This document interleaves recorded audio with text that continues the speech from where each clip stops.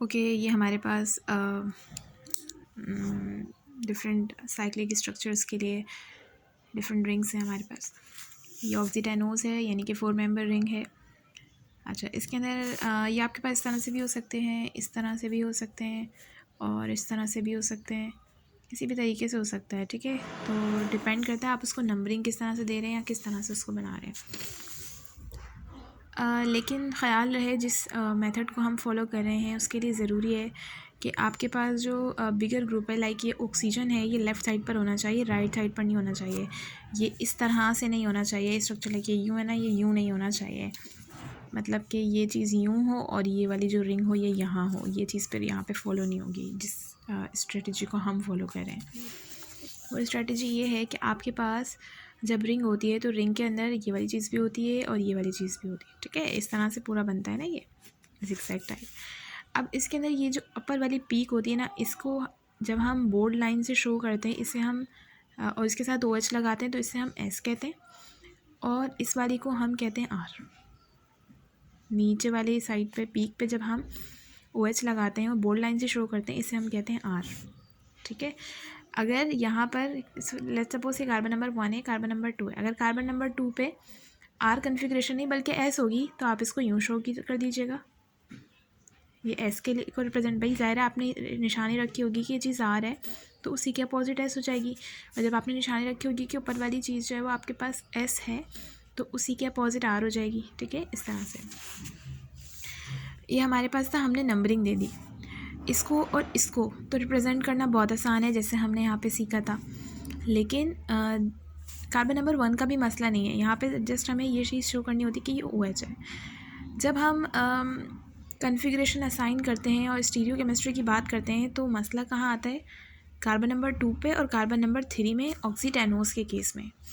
ठीक है, carbon number 2 और कार्बन नंबर 3 क्या है with respect to this oxygen, हम पहले इसे मालूम करते हैं कि आए वो R है या S है। अगर मैं यहाँ पे अपना कार्बन बनाऊँ और यहाँ ऑक्सीजन बनाऊँ और यहाँ पर भी एक कार्बन है मेरे पास, यहाँ पर भी एक कार्बन है, इसके साथ हाइड्रोक्सी है, ऑब्वियसली लगा होगा प्लेन पे, किसी ना किसी प्लेन पे लगा होगा, और इसके साथ जो है कोई हाइड्रोक्सी नहीं है। इस हाइड्रोक्सी जो इसके साथ हाइड्रोक्सी था उसने साइकिल बना ली, साइक्लाइज हो गया वो, अब वो यहाँ पे हाइड्रोक्सी की फॉर्म में नहीं है। ठीक है, उसने इलेक्ट्रोल बना लिया। अब यहाँ पे हमारे पास कार्बन है, उस कार्बन के साथ ही ऑब्वियसली कोई ना कोई हाइड्रोक्सी होगा, फिर यहाँ पे एक कार्बन है उसके साथ हाइड्रोक्सी होगा। तो मुझे चेक करना है कि इस कार्बन की क्या कन्फिग्रेशन है और इस कार्बन की क्या है। देखिए, अगर आपके पास ये कार्बन है, कार्बन नंबर 2 की मैं बात कर रही हूँ, 1 2 और ये 3।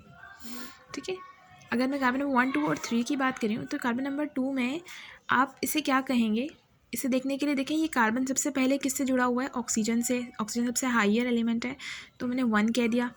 उसके बाद मैं 2 किसको कहूँ, इसको कहूँ या इसको कहूँ। अगर मैं इस कार्बन को देखूँ तो ये भी ऑक्सीजन के साथ बाइंड है यहाँ से, और इसको देखूँ तो ये भी ऑक्सीजन के साथ है। लेकिन अगर आप इस कार्बन को देखें तो ये 2 ऑक्सीजन के साथ हैं, जबकि अगर आप इस कार्बन को देखें तो ये एक दफ़ा ऑक्सीजन के साथ है, एक दफ़ा कार्बन के साथ है। तो प्रायोरिटी कहाँ गई, इस कार्बन को, यानी कि 1 ये हो गया, 2 ये वाली साइड हो गई, ये वाली साइड, और 3 साइड हो गई आपकी ये वाली। तो ये यूँ जा रहा है, यूँ का मतलब है ये बिल्कुल इसी तरह जा रहा है जैसे क्लॉक मूव करती है। इट मीन्स कि ये वाला कार्बन आपके पास R है। ठीक है, अगर मैं इस वाले कार्बन की बात करूँ, आपने बस इसको बता देना कि ये R है या S है। R बता दिया, अब क्या है ये वाला कार्बन। इस कार्बन को अगर मैं देखूँ तो इसके साथ कोई हाइड्रोक्सी नहीं है। ठीक है, लेकिन ये डायरेक्टली ऑक्सीजन के साथ बाइंड है यहाँ से, तो फर्स्ट प्रायोरिटी तो इसी को जाएगी, इस वाली चीज़ को। सेकंड किसको दूँ, इसको दूँ या फिर इसको दूँ, ये डिपेंड करता है। आप ये इसके साथ कार्बन के साथ अटैच है, ये भी कार्बन के साथ अटैच है, ये कार्बन फर्दर हाइड्रोक्सी के साथ है, ये भी अटैच है, तो ये दोनों चीज़ें तो कैंसिल हो गई। नेक्स्ट चलते हैं, ये कार्बन फर्दर कार्बन से अटैच है, ये भी फर्दर कार्बन से अटैच है, जो कि हाइड्रोक्सी से अटैच है, जो कि हाइड्रोक्सी से अटैच है। फिर ये फर्दर कार्बन से अटैच है, जबकि फर्दर ऑक्सीजन से अटैच है। इट मीन्स कि जो सेकंड प्रायोरिटी है वो इस चेन को नहीं बल्कि इस वाली चेन को जाएगी।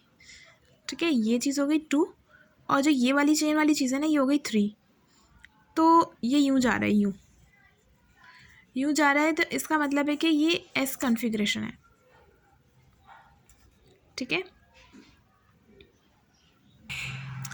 जी, ये आपके पास R कार्बन है और ये आपके पास जो है वो S कन्फिग्रेशन के साथ है कार्बन, ठीक है। अगर मैं इसको देखूँ ऑक्सीरेनोस के केस में देखूँ तो आपको इसकी स्टीरियोकेमिस्ट्री डिफाइन करने की ज़रूरत नहीं है अगर वहाँ पे अल्फ़ा बीटा कुछ नहीं लिखा हुआ तो। अगर लिखा भी हुआ है तो हम इस कार्बन को भी मालूम कर लेंगे कि ये R है या S है।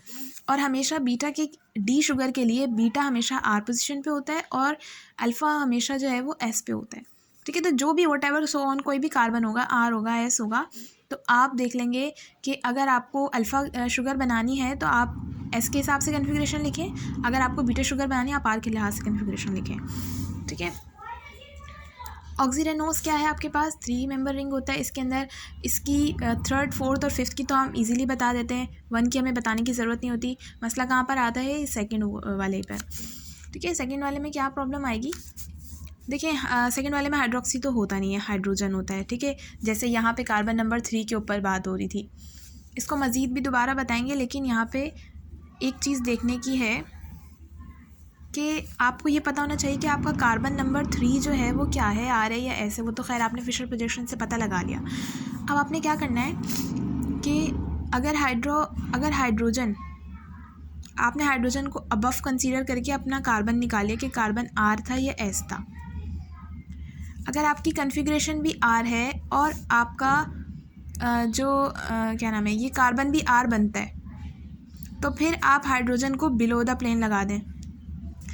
अगर आपकी कन्फिग्रेशन R थी, या आपका लेट सपोज आपका कार्बन S था लेकिन आपकी कन्फिग्रेशन R थी, आप बोले कार्बन तो S है लेकिन कन्फिग्रेशन R बन रही है, तो हम क्या करें, तो आप फिर हाइड्रोजन को अबव द प्लेन लगा दें। इसका मकसद ये होता है, हम हमेशा ये समझते हैं कि हाइड्रोजन जो है वो बिलो द प्लेन होता है और उसे होना भी चाहिए फॉर स्टेबल कन्फिग्रेशन, ठीक है। लेकिन अगर हम लेट सपोज मुझे S बनाना था और ये कार्बन भी S था, तो आप बिलो द प्लेन लगा देंगे, मतलब बिल्कुल ठीक काम हो गया। लेकिन अगर ये S था और आपको R था और आपको S बनाना है, तो फिर आप अपोजिट लगा दें। इसका मतलब ये हुआ कि वो जो देखने वाला होगा वो खुद ही समझ जाएगा कि भाई ऊपर जो लगा हुआ है ये गलत लगा हुआ है, इसको नीचे लगना चाहिए। इसका मतलब ये कन्फिग्रेशन वो नहीं है जो कार्बन की है, अपोजिट है कोई, ठीक है। इस तरह से इसमें भी सेम केस है, इसकी आपको बताने की ज़रूरत नहीं है। 5 वाले की आसानी से बता देंगे। मसला कहाँ पर आएगा, 2 पे, 3 पे और 4 पर आएगा। हम देख लेंगे कि ये कार्बन कौन सा है, ये कार्बन कौन सा है और ये कार्बन कौन सा है, ठीक है। सेम इसी तरीके से जैसे हमने यहाँ पे किया था, अगर मैं यहाँ पे करूँ तो मेरे पास ये दोनों कार्बन S बनते और ये वाला R बनता है, ठीक है। आप फाइंड आउट करके देख लें उसी तरह से, ये दोनों S बनते हैं और ये वाला R बनता है। तो आपको यहाँ से पता चल जाएगा आपने क्या करना है। और इस ऑक्सीरेनोस के केस ऑक्सीरेनोस के केस में ये जो कार्बन है, कार्बन नंबर 2 है, ये हमेशा S होता है। इस केस में ये 2, 3, 4 वाला जो है, अगर आप इसी तरह से बनाएं तो ठीक है। अगर आपने इसको लाइक इस तरह से इन्वर्ट कर दिया, O नीचे कर दिया और यूँ करके बना दिया इसको, फिर आपको चेंज देखना पड़ेगा इसके लिए, ठीक है। तो इस केस में ये S है, ये SS, ये R और ये SS, ये SR। तो अब हम क्या करते हैं, सॉल्व करते हैं कोई एक क्वेश्चन। लेट्स सपोज मेरे पास गैलेक्टोज है, ठीक है। अब हम क्या करते हैं, इसको यहाँ पुट करते हैं। अब मुझे पता है कि हाइड्रोक्सी अगर राइट साइड पे होता है ये चीज़ R होती है, ये S हो गया, ये S हो गया, ये भी R हो गया। सबसे पहले आप कार्बन इसको नंबरिंग असाइन कर दें, 1 2 3 4 5, ठीक है, और 6। 4 और 5 को सबसे पहले असाइन कर दें, ये भी इसको भी कर दें, 1 2 3 4 5 एंड 6, ठीक है। अब आपने क्या करना है, 4 और 5 को देखना है। 4 पे S है ना, और मैंने कहा था कि S क्या होता है, जब भी S होता है तो वो ऊपर वाली जगह पे भी तो वहाँ पे बोल्ड लाइन के साथ हाइड्रोक्सी शो कर देते हैं। 5 पे R है और R पे हम क्या करते हैं, बोल्ड लाइन से हाइड्रोक्सी शो कर देते हैं, यहाँ पे कर दिया। अगर कार्बन नंबर 5 S होता तो मैं इसको यूँ इस लाइन से शो करती, जो वेव लाइन्स होती हैं ना उनसे शो करती। अच्छा, कार्बन नंबर 1 की stereochemistry note define. Carbon number 2 में क्या है हमारे पास, ये चीज़ क्या थी, R थी। अब आप देखें कार्बन नंबर 2 R है और हमने निकाला था ये R ही था। आप इसे क्या कर दें, बोल्ड लाइन से शो कर दें। कार्बन नंबर 3 देखें, S था, आपके पास भी कार्बन नंबर 3 S है। क्या करेंगे, हाइड्रोक्सी को बिलो द प्लेन लगा देंगे, ये स्ट्रक्चर बन गया। नेक्स्ट क्या करेंगे, हमें पता है इसकी वेल डिफाइन नॉट डिफाइन कह रही नॉट डिफाइन कार्बन नंबर 1 2 3 4 5, ठीक है 3 4 5 देखें, 3 ऐसे 4 ऐसे 5 आ रहे हैं। 3 एस का मतलब ऐसे, 4 भी ऐसे, मतलब सिंपल बोल्ड लाइन से शो करते हैं ऊपर वाली साइड पर एस को, आपने कर दिया। 5 आर है और इसको बोल्ड वाली लाइन से शो करते हैं, यूँ कर दिया। सिर्फ यहाँ पे क्या आपको देखना है, ठीक है, यहाँ पे क्या है, ये चीज़ ऐसे है ना, और आपका कार्बन नंबर 2 क्या है, वो भी ऐसे, तो इसका मतलब है इसे भी आपने क्या करना है, यूँ लगा देना है। अगर यहाँ पर आ जाए 1 2 3 4 5, ठीक है, 5 वाला आपके पास क्या है, आर है, आपने आर लगा दिया यूँ।